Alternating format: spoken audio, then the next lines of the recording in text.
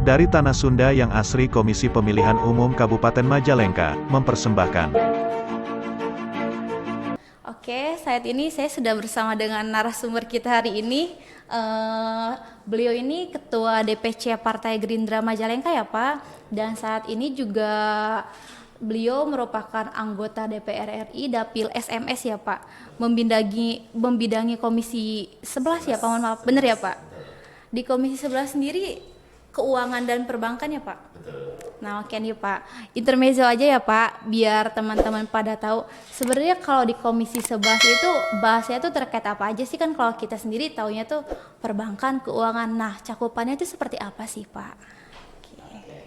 Untuk Komisi 11 sendiri itu memang memiliki beberapa mitra. Jadi tidak hanya dengan Kementerian Keuangan saja atau mungkin dari perbankan, tapi ada yang lainnya seperti Bappenas. Kemudian selain itu pula dengan LPS. Selain itu ada LPS juga, BPK ya. Kemudian ada satu badan yang mengurus terkait dengan permajaan kelapa sawit, namanya itu BPD PKS. Oke. Nah, jadi memang cukup luas juga. Jadi inget harga minyak saya Pak. Nah, gitu. Berarti itu waktu pas kemarin ada isu-isu minyak, Komisi 11 juga membidangi juga Pak? Ya, Oke. jadi itu kan ada dua. Jadi ada yang di Kementerian Perdagangan, yang mana itu dibahas oleh Komisi 6 langsung dengan Pak Menteri Perdagangan, Pak Lutfi. Sedangkan kalau di kami ini melihat dari sisi keuangannya. Jadi kan setelah dilihat salah satu program itu ada dana buat permajaan kelapa sawit. Nah, yang jadi unik, nah ini kenapa langka? Nah, itu yang memang kami cecar pertanyaan itu kepada ya pihak di Kementerian Keuangan itu sendiri. Kan penghasil kelapa sawit yang cukup banyak, Betul, tapi Pak. kok sempat langka gitu. Betul, Nah, Pak. seperti itu, barangkali. Oke baik Pak. Bapak Jepri ini asli dari Majalengka ya Pak? Lahir di Majalengka? Betul, Berarti dari kecil sampai sekarang juga tetap di Majalengka ya Pak? Betul, saya asli Majalengka. Oke. Boleh kasih tahu nggak Pak nih buat penonton kita hari ini background pendidikan Bapak, terus dulu Bapak juga sebelum berkecimpung di partai politik dan sekarang jadi anggota DPR RI di bidang apa gitu, wirausaha sejenisnya? Ya, kalau background mungkin kalau kami itu setelah tamat SMP ya, saya di pesantren di Gontor itu 4 tahun, ditambah 1 tahun masa pengabdian karena kalau di sana itu syarat untuk mengambil ijazah itu harus ada setahun mengabdi dulu. Oke. Biasanya mengajar dan disebar ke beberapa wilayah di seluruh Indonesia. Kemudian selain itu juga saya pun pernah ikut dengan orang tua juga ya terkait dengan usahanya, pernah megang di produksi dan juga kalau terakhir itu megang di bagian ekspor impornya. Oke. Jadi komunikasi sama pembeli dari luar itu ya waktu itu memang sama saya semua, termasuk ya kepada hal-hal teknisnya. Adapun kalau pendidikan sendiri, kebetulan kalau saya ngambil kuliah itu ya disebutnya double ya. Pernah ngambil juga ekonomi manajemen untuk S1-nya, kemudian juga administrasi negara. Untuk yang S2 juga sama seperti itu, ngambil magister ilmu administrasi dan juga magister manajemen, tapi kalau S3 makanya berat kedua tuh. Sama aja. Jadi dari situ pun ya itu yang membuat saya juga aktif juga di dunia pendidikan. Oke. Berarti emang berhubungan ya Pak sekarang di Komisi 11 Keuangan dengan background pendidikan Bapak juga. Baik Pak. Tapi berarti dulu itu Bapak tuh sebagai seorang wirausaha ya Pak, pengusaha? Ya, Sebelum pendidikan, pengusaha, tadi ekspor impor, dosen juga. dosen juga ya Pak. Di Majalengka Pak? Sekarang di Universitas Wadai Gunung Jati Cirebon. Oh sekarang juga masih berarti Bapak tuh? Masih. Oh alah. Sibuk banget Pak. Ya, buat teknik virtual. Amin. Bisa di mana aja. Oke Pak. Tapi kalau dari background pendidikan nih, tadi juga pernah berkecimpung di pendidikan sampai sekarang juga sebenarnya. Terus di wirausaha juga. Lalu kenapa tiba-tiba nih Pak pengen masuk partai politik dan sekarang juga jadi anggota DPR RI? Ya, setidaknya memang pada dasarnya ingin dalam pembangunan bangsa gitu ya. Oke. Kalau di sini kan saya melihat salah satu fungsinya itu adalah menyerap aspirasi masyarakat. Nah ini kan memang ya setidaknya di situ kita bisa menyalurkan beberapa yang menjadi keluhan atau juga mengawasi. Saya rasa memang fungsi itu penting. Jadi memang kalau kemarin itu saya kebetulan dari fraksi Partai Gerindra ya. Betul, Pak. Memang yang dari Majalengka dari fraksi Gerindra itu belum ada. Oh, wow. Jadi Baru ya, sekarang gitu, Pak? ya baru sekarang. Oke, Sebelumnya oke, kan oke. domisilinya bukan di sini. Hmm. Ada yang di Bandung kalau nggak salah ya. Gitu. Oke, baik, Pak. Untuk di Gerindra sendiri sudah berapa lama, Pak, masuk Gerindra, partai Kebetulan politik? kalau saya sendiri di Gerindra itu sejak di tahun 2015. Udah lumayan, tapi masih sangat muda sih. 7 tahun ya, Pak, kalau Ya, sekarang. betul. Dulu waktu pas awal masuk di Gerindra, Bapak tuh langsung masuk sebagai ketua atau dari yang lainnya dulu gitu awal mulanya? Saya kebetulan waktu masuk itu langsung sebagai ketua. Oke. Ya mungkin karena beberapa orang menilai dari background pendidikan ya seperti itu. Walaupun sebenarnya begitu masuk itu ya belum tahu-tahu amat juga bagaimana politik itu ya. Membingungkan, tapi lama-lama terbiasa juga gitu. Bisa karena terbiasa ya, Pak, jadi kayak gitu ya, Pak. Betul. Oke, baik, Pak. Halo, Pak, untuk sekarang sendiri ya, Pak, di DPC Gerindra, karena sesuai dengan keputusan KPU RI juga kemarin rapat dengan DPR RI ya, Pak, bahwasanya pemilu juga akan dilaksanakan pada 14 Februari tahun 2024 secara serentak. Nah, otomatis kita juga di KPU sendiri sudah mulai tahapan pada bulan Juni. Nah, untuk Partai Gerindra sendiri di Majalengka persiapannya sudah sampai mana, Pak, dalam menghadapi pemilu serentak gitu? Karena kan kalau sekarang lebih kompleks, Pak, dibanding yang sebelumnya. Ya, saat ini memang kalau persiapan kita pertama dari sisi administrasi ya, itu memang kalau DPC sampai PAC atau tingkat kecamatan itu sudah lengkap ya. Oke. Hanya mungkin ini yang sekarang kita sedang tambah-tambah itu di desa ya. Karena ya kami melihat yang di desa itu sangat penting yang merupakan ujung tombak. Kan mereka itu nanti ujung-ujungnya buat persiapan saksi ya seperti itu. Betul, Pak. Jadi ya memang itu saat ini sudah mencapai kurang lebih di atas 50%. Oke. Jadi kebetulan juga dengan posisi saya sebagai anggota Komisi 11 DPR RI memang sangat memungkinkan juga untuk itu gitu ya. Oke, Jadi Pak. bisa berkala ini khususnya untuk di Majalengka ya. Kemudian juga selain itu pun ya kalau persiapannya itu sendiri ya seperti mungkin calon yang lain-lain kita memang tidak membatasi. Misalnya mungkin ada yang dari luar pengen masuk, kalau kita lihat komitmennya bagus ya kita terima juga.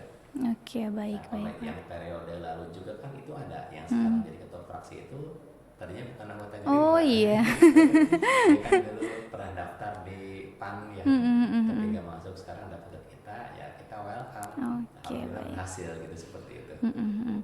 Tapi, Pak, untuk caleg sendiri ya, Pak, karena banyak juga tuh, soalnya saya kan dulu juga di ilmu politik, kayak awal-awal kan sering pada ngobrol, katanya tuh, gimana sih cara masuk partai politik? Ini gambaran aja ya, mungkin untuk semua partai politik, bukan di Gerindra aja. Nah, untuk di Gerindra sendiri sebenarnya kayak sekarang nih, misal ada salah satu anak muda gitu, pengen masuk gitu jadi anggota caleg. Nah, di Gerindra sendiri tuh apa bakal ada rekrutmen tahapan-tahapan lainnya atau welcome gitu selama emang memenuhi persyaratan di KPU seperti itu? Nah, kalau untuk anggota secara keseluruhan kita memang welcome. Jadi ada beberapa yang pernah bertanya ingin gabung menjadi anggota Gerindra. Ya biasanya ya kita mungkin meminta yang bersangkutan untuk datang juga ke kantor partai untuk proses administrasi. Kemudian juga setelah itu ada KTA ya. Nah, adapun untuk calon legislatif itu sendiri ya mungkin itu kita verifikasi juga historisnya, kemudian juga sisi capability-nya dan juga yang lainnya. Takutnya kalau ada yang kelihatannya mungkin kapasitasnya itu agak kurang, nanti dia kerepotan gitu Iya, ya. betul. Jadi kita juga menggali sampai sana gitu ya, kemungkinan-kemungkinan lainnya. Seperti itu. Oke, baik Pak. Tadi juga berkaitan ya Pak, bahwasanya seorang anggota dewan juga harus punya kemampuan, kapasitas. Nah, untuk di partai politik sendiri ya Pak, bahwasanya dia juga punya tupoksi untuk melaksanakan pendidikan pemilih. Nah, untuk di KPU, mohon maaf, untuk di Gerindra sendiri, kira-kira seperti apa nih Pak pendidikan politik bagi anggota partai Gerindra sendiri? Nah, untuk pendidikan politik itu memang pertama kalau dari internal sendiri kita selalu menyampaikan informasi-informasi terkini ya terkait dengan teknis pemilihan dan lain-lain. Tetapi saya merasa juga kalau misalnya mungkin dari internal saja itu kurang cukup, maka kadangkala kita pun suka mengundang sumber dari luar. Oh Nah, iya. misalnya mungkin yang pernah kita lakukan tuh dari KPU itu pernah, dari Bawaslu juga ada. Setidaknya diharapkan dengan dan dari luar tuh mungkin satu lagi Kesbangpol ya. Jadi menambah wawasan bagi para ya anggota terkait dengan kepemilihan. Jadi kan kalau Bawaslu mungkin pentingnya terkait ada aturan yang takutnya tidak tahu tapi ternyata itu bisa menghilangkan apa status calonnya gitu kan Oke, yang tidak betul diinginkan Pak, ya. betul. Jadi setidaknya mereka melek lah di situ seperti itu barangkali. Tapi sekarang berarti udah bener-bener aktif atau masih seperti biasanya Pak program-program pendidikan politiknya? Ya itu memang berjalan aktif, paling setahun itu ada berapa kali ya. Kebetulan kan kalau di partai politik tuh ada disebutnya itu dari Kesbangpol tuh ada dana ya yang memang peruntukannya untuk itu. Autentifikasi ya. Betul. Jadi memang kita lakukan ya secara idealis ya peruntukan untuk salah satunya apa 6 kalau tidak salah 60% ya untuk pendidikan politik ya kita optimalkan. Oke, Karena baik kita Pak. memandang yang namanya pemahaman ya penting juga. Seperti itu kan. Oke, baik Pak. Kebetulan ya Pak, kemarin kan ada isu ya Pak terkait penundaan pemilu. Ini sharing santai aja ya Pak. Kebetulan Bapak juga kan sebagai anggota DPR RI walaupun Bapak membidangi Komisi 11 ya. Tapi mungkin kan ada gitu pembahasan-pembahasan juga terkait penundaan pemilu tersebut. Nah, itu tuh walaupun sekarang ya Pak, sekarang juga sudah ditetapkan bahwa saya pemilu tahun 2024 secara serentak 14 Februari. Tapi dari DPR RI sendiri gitu, perwakilannya dari Bapak ya Pak maupun di sini, kira-kira emang waktu itu tuh seperti apa sih Pak kejadiannya? Itu memang berawal dari beberapa pernyataan ketua umum partai yang booming di media ya. Oke. Nah, kemudian ya isu tersebut ya kita tanggapi juga. Kalau kami dari fraksi Gerindra ya pada intinya ya menghargai yang namanya konstitusi. Nah, itu aja barangkali. Jadi jangan bergerak di luar itu gitu. Oke. Ya, nanti kan kalau bergerak di luar konstitusi ya mungkin bisa kacau ya. Baru pernyataan aja kemarin demonya sudah Iya. ya. Aduh. Udah 2 kali itu, jadi pas kita reses ternyata ada demo lagi. Betul. Oke, baik Pak. Saat ini Bapak kan sebagai perwakilan di Senayan, Dapil SMS ya Pak, Sumedang, Majalengka, Subang. Nah, karena sekarang kita lagi di Majalengka ya Pak, kira-kira dari Bapak sendiri gitu, ada nggak sih Pak konsep untuk membangun Majalengka, apalagi sekarang ditunjang dari fasilitasnya, ada bandara, pabrik-pabrik juga. Tapi pembangunan tersebut tuh jangan sampai masyarakatnya tuh tersisihkan gitu. Pembangunan tetap jalan dan masyarakat juga dapat ikut maju gitu bersama-sama. Nah, kira-kira untuk di DPR sendiri atau menurut pandangan Bapak sebagai anggota DPR di sana seperti apa sih Pak? Nah, untuk konsep seperti itu memang pertama ini sisi infrastruktur ya. Kan kemarin ya Gonjang Anjing boleh dibilang apa contoh di Bandara Kertajati itu ya tidak optimal ya seperti itu ya. Ya kemudian juga salah satu bandara yang saya kunjungi malam-malam yang lampunya gelap tuh saya cuma di situ aja gitu. Iya. Di mana-mana terang ya. Iya, betul Pak. Nah, ini memang ya kami memandang prihatin dan itu kami sambungkan juga ke teman-teman yang di Komisi 5 yang membidangi tersebut. Oke. Karena ya kalau yang sama-sama dari Jawa Barat semangatnya itu pasti sama. Kebetulan kemarin juga kita bertemu dengan Pak Gubernur, itu memang salah satu tema juga. Emang ini mau tidak mau ya tetap harus diberdayakan ya. Nah kalau itu diberdayakan ya setidaknya itu memang bisa membawa dampak bagus buat sekelilingnya gitu ya. Oke, Jadi baik. bisa ada rekrutmen kerja lagi dan lain-lain. Dan kami juga memang menginginkan juga setidaknya memang tidak hanya mungkin di bandara, kan industri sekarang ada mulai banyak juga ya. Jadi ya memang itu lebih baik kalau semacam ada aturan yang setidaknya memprioritaskan mereka yang ada di lingkungan sekitarnya dulu. Atau secara umumnya orang Majalengka lah. Jadi jangan sampai pendatang dari luar ya dari kita hanya ngelihat aja gitu ya. Nah, betul, seperti itu sehingga setidaknya ekonomi ya bisa tergerak gitu ya seperti itulah. Saya pun sama ketika misalnya mungkin dalam hal penyaluran bantuan. Jadi kan ada bantuan itu yang memang di drop berupa barang ya. Betul, Pak. Untuk masyarakat. Kami Apalagi juga di memang desa ya, Pak. Menghimbau ya belinya di Majalengka gitu ya, jangan di tempat lain di Jakarta drop ke sini biar memberdayakan usaha-usaha yang ada di sini gitu. Nah, itu mungkin konsepnya ya sehingga ya setidaknya antara kerja, pengusaha lain-lain semuanya bisa nyambung gitu ya. Ya kalau misalnya mungkin itu bisa diwujudkan ya mungkin bisa menekan juga angka kriminalitas ya. Ya sebagaimana kita tahu kan kalau orang kesini makin pusing itu biasanya betul, ya banyak Pak. kejadian. Iya betul, Pak. Lagi sekarang Di tempat saya Lebaran. itu suka ada, kalau tempat saya itu ya kadang-kala ya pinter malingnya itu. Jadi seolah-olah orang rumah itu padahal dia lagi ngerok gitu. Ada saya kejadian beberapa kali. Kayak kehilangan motor, barang-barang ya, Pak, Iya. kayak gitu. Iya, Suka betul, ada Pak. yang juga suka ada. Ada tetangga tuh yang pintunya kalau malam nggak digembok. Oke. Baru pulang jam 12 malam, jam setengah 2 motornya sudah ada yang gondol. Itu ada itu kerekam sama CCTV. Oh iya. Jadi nggak didorong ini aja. Tapi tetap aja kalau wajahnya emang sulit ya, Pak, kalau deteksi maling. Kebetulan staff kita juga ada yang habis kemalingan Oh di KPU juga. ya di CCTV itu orangnya di helm di jaket itu nggak kelihatan. Susah. Nggak ada sampai sekarang motornya. Ya Allah, maaf ya, ini ketawa kita. Ini di sini. Di kosan, tapi kosannya depan kantor juga, Pak. Oke, baik Pak, ini kita kembali lagi ke sini ya. Setelah maling, kalau saya kan lihat background Bapak nih ya Pak, karena saya juga orang Majalengka, kemarin juga milih gitu. Bapak tuh ikut di pilkada, pilkada Majalengka. Nah, kira-kira kalau sekarang masih ada minat nggak sih Pak di pilkada? Atau mau di DPR RI aja gitu? Ya mungkin setidaknya kalau boleh itu rasanya mungkin perlu menggali ilmu lebih banyak lagi gitu. Patut DPR gitu. Oh, berarti udah nyaman DPR RI ini udah kelihatan.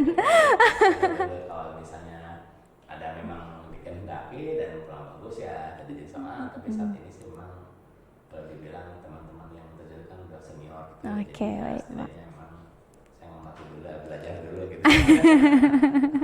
DPR Jadi, RI. dalam lagi, gitu. DPR RI. Oke, baik Pak. Ini terakhir ya Pak, karena kalau sepertinya dilanjut terus gak akan selesai nih pembahasannya juga rame. Nah terus ini terakhir ya Pak, kebetulan Bapak sekarang kan di Senayan ya Pak sebagai anggota DPR RI, dan kalau menurut saya tergolong masih muda, milenial. Mohon maaf Pak, nanya umur berapa? Soalnya saya kelihatan masih muda, kayak masih 35 nih. Iya. Pokoknya milenial ya Pak, dan emang pasti masih muda juga. Nah, tapi di satu sisi ya Pak, banyak banget gitu kayak masyarakat, anak muda seumuran saya juga banyak yang bilang nggak mau ikut ke politik gitu, apaan sih politik gitu. Kebanyakan mereka tuh paling ingetnya tuh waktu pas awal-awal aja, pas pemilu ada, nanti kalau udah jadi mah nggak ada. Biasanya suka bilang kayak gitu, jadi mereka kayak anti gitu. Nah buat Bapak sendiri sekarang sebagai milenial gitu yang sudah duduk di Senayan DPR RI dan sudah berkecimpung juga di partai politik, ada nggak sih Pak kesan pesan yang ingin Bapak sampaikan gitu kepada anak muda, ataupun bukan anak muda aja sih Pak, kayak masyarakat yang sekarang anti politik, biar kita tuh yuk kita sama-sama jangan sampai anti politik gitu. Ya pertama ya memang kalau yang banyak menebak usia memang rata-rata suka salah. Dapat usia, Saya oke. sendiri saat ini 41 tahun. Oke, masih muda Pak itu milenial. Juga ya kalau politik itu memang sebagian katanya menafsirkan jahat dan lain-lain. Jadi kalau menurut saya itu sebenarnya bukan politiknya itu sendiri, tapi orang-orangnya yang mengisinya itu. Nah, pada kaum milenial ataupun yang anti itu sebenarnya jadi harus diisi oleh orang-orang baik. Karena kenapa? Kalau nanti orang-orang yang baik tidak ingin mengisi politik tersebut, ya yang terjadi itu akan sebaliknya, diisi oleh orang-orang jahat.